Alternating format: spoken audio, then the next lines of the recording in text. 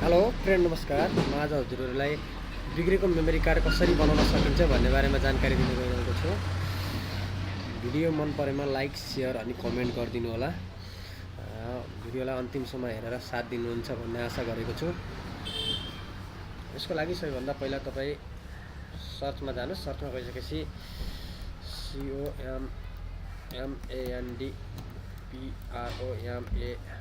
COMMANDPROMPT command port भनेर तपाईँले चाहिँ CMD मात्र लेखेर पनि हान्न सक्नुहुन्छ। अनि यसलाई क्लिक गर्नुहोस्। क्लिक गरिसकेपछि यहाँ लेख्न सक्नुहुन्छ DXKPART डिस्क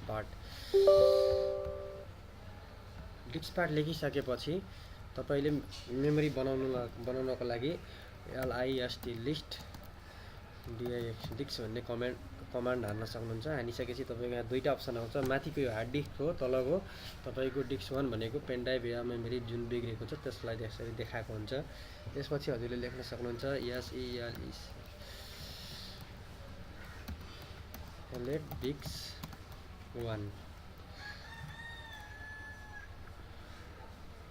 यो लेखिसकेपछि तपाईँले अर्को अप्सन फेरि हान्नुपर्ने हुन्छ, कमान्ड CLEAN।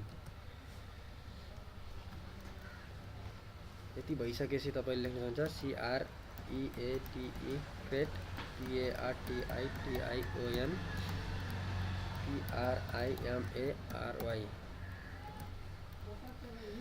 यति लेखिसकेपछि तपाईँ लेख्न सक्नुहुन्छ ACTIVE। यसपछिको अर्को कमेन्ट छ तपाईँको SELECT PARTITION partition 1।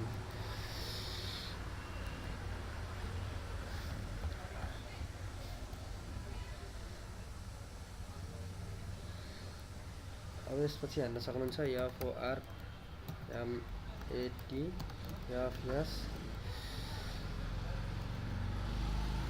= FAT42। अनि तपाईँको यति गरिसकेपछि अब तपाईँको चाहिँ यो मेमोरी फर्मेट हुन सुरु भइसकेको छ। यहाँ 0% कम्प्लिट भनेर लेखेको छ। तपाईँले केही बेरमा 1% कम्प्लिट, यसलाई 100% पुरा पुङ्गा दिनुहोस्। 100% भइसकेपछि यदि यो मेथडबाट मेमोरी बनेन भने तपाईँको मेमोरी अर्को भनेको तपाईँले हिट गरेर पनि मेमोरीलाई एकचोटि हेर्न सक्नुहुन्छ। हिट गरेर पनि भएन भने त्यो मेमोरी चाहिँ बनाउन सकिँदैन। त्यसलाई तपाईँले फाल्न सक्नुहुन्छ। मन परेमा लाइक, सेयर अनि कमेन्ट गरिदिनु होला।